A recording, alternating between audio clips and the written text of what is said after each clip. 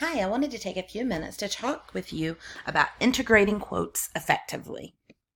So first and foremost, let's start with why are quotes important? Quotes can be really important to your writing because they provide evidence, can present facts and establish key figures, and they can display writing style of both you and the original writer of the text. Typically, when we're choosing quotes, we want to use quotes that are really important, that provide information that we can't really effectively put in our own words.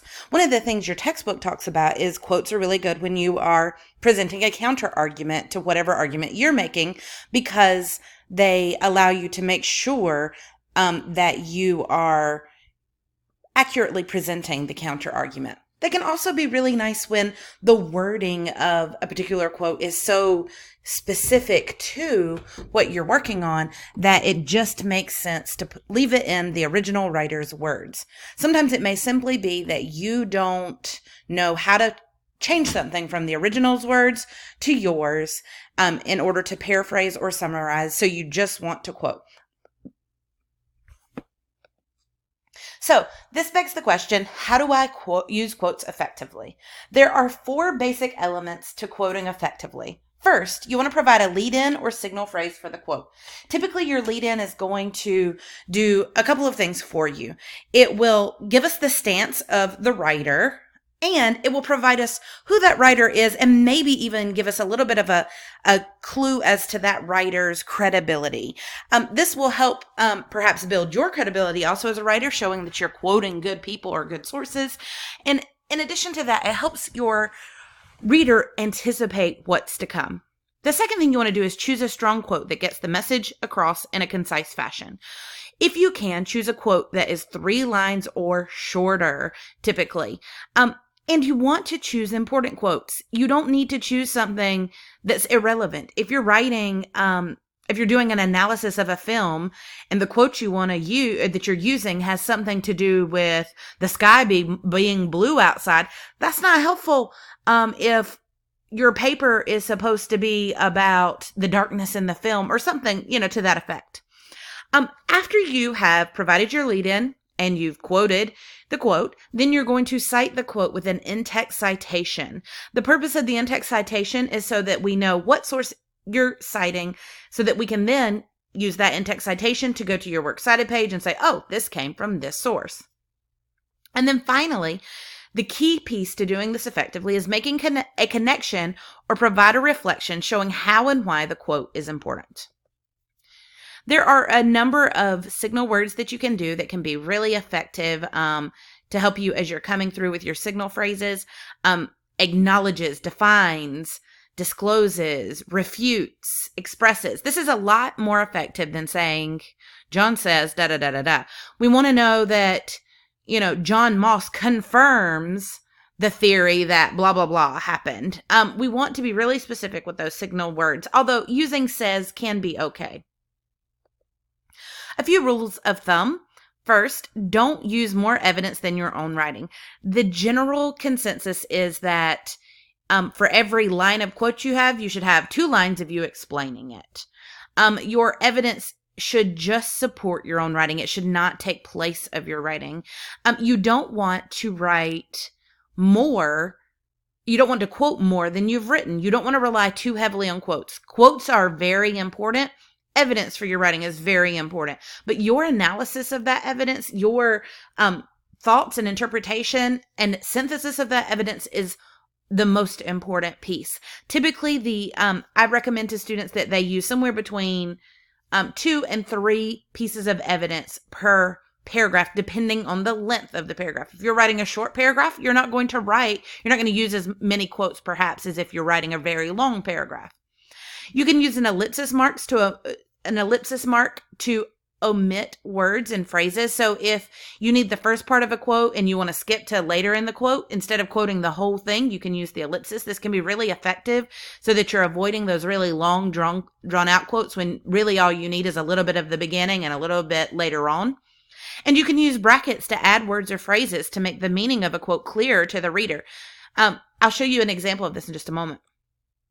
So here's how you change a quote. Sometimes changing a quote is necessary to make the quote fit into your own writing. Here's an example. It says, Truss informs readers that Bill Gates has personally assured the Spanish Academy that he will never allow, in brackets, the upside down question mark, to disappear from the Microsoft word processing programs. Here, the information in the brackets, the upside down question mark, is replacing the word it. And by doing that, it's making the quote clear for the reader. It's helping us to better understand what the quote says and why it's relevant to the paper that this was being written for. A few tips. Vary the way you introduce quotes in order to not bore your reader. You don't want to say every time, according to the article, blah, blah, blah, blah, blah, blah, blah, John Truss says, yada, yada, yada. You don't want to say that every time. Do it a little different every time. Choose strong signal words and phrases. Don't rely simply on he said, she said. Use present tense when writing about works other than your own essay. MLA style requires that you use either present tense or present perfect tense. And then double check an MLA style guide when in doubt. In your textbook, I think this is pages 535 to 590. There's great resources there. Use them. Now I'm going to go over a few examples for you. These are 3 or 4 different ways that you can integrate quotes effectively. No example is better than the other in the grand scheme of things. They're all effective. They're all doing a good job. I do want you to note that they're color-coded. The blue part is the signal phrase. The white is the quote and citation. And then the green is the interpretation. Some of the interpretation here has been deleted to avoid making the slide a little bit overly filled, but you'll get the idea. So it says, according to Brooks Bowson, the controversy surrounding Bone's birth certificate illuminates the social stigma once attached to unwed mothers and their children. Bastard out of Carolina calls attention to the devastating effects of stigmatization. Ultimately, this stigma works to predetermine Bone as nothing more than white trash by both society's standards and in Bone's opinion of herself. Here, we have a strong lead-in where we're saying Brooks Bowson illuminate, so he's shedding light on. And then we get a good quote that's talking about social stigma. And then in the green, we're seeing our explanation of that. Notice here that we have an in-text citation. Here, we're only using page number because we have the author's last name already in the sentence. If we didn't have the author's last name, this would look like Bowson 104. If we didn't have a page number, it would simply say Bowson. There are other rules when it comes to in-text citations, which we'll get into a little later on. So don't get too caught up, too muddied right now with that. But general rule of thumb, author's last name and page number. If there's no page number, just author's last name. Here's another example. In You Ain't Nothing But White Trash Shame, and Dorothy Allison's Bastard Out of Carolina, Bowson explores the controversy surrounding Birth's Bone certificate when he says Bastard Out of Carolina calls attention to the devastating effects of stigmatization.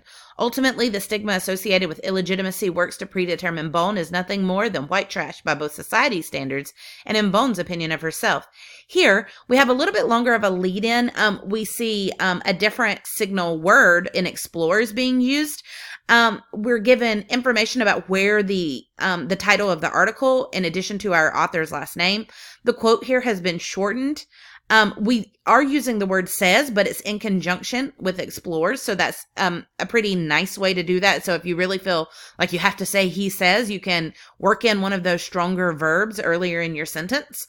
And again, notice this is a really concise quote.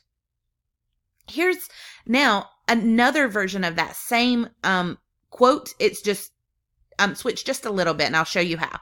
It says, in You Ain't Nothing But White Trash Shame, and Dorothy Allison's Bastard Out of Carolina, Bowson explores the controversy surrounding Bone's birth certificate. Bastard Out of Carolina calls attention to the devastating effects of stigmatization. Ultimately, the stigma associated with illegitimacy works to predetermine Bone as nothing more than white trash by both society's standards and in Bone's opinion of herself. Here, we have a colon before the quote, and here is why. If we go back to the other one, we say when he says, and that keeps this all being one sentence. But here, if we stopped at the colon, everything before the colon is a complete sentence. And then we don't include when he says. So what you do here, if you have a complete sentence and then a quote, to avoid having what we call a drop quote, where you would just have a period and then you start your quote and have nothing else, you can use a colon, and that will connect it grammatically correctly to your sentence before.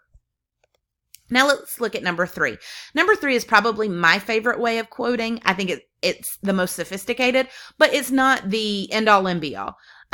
And there's only one element to this that I think that I really like, and I'll talk to you about that in just a moment. It says, "And you ain't nothing but white trash shame, and Dorothy Allison's Bastard Out of Carolina, Bowson explains how the social stigma once attached to unwed mothers and their children is the driving force behind Annie's determination to rid Bone's birth certificate of the word illegitimate. Ultimately, this stigma works to predetermine Bone as nothing more than white trash by both society standards and in Bone's opinion of herself."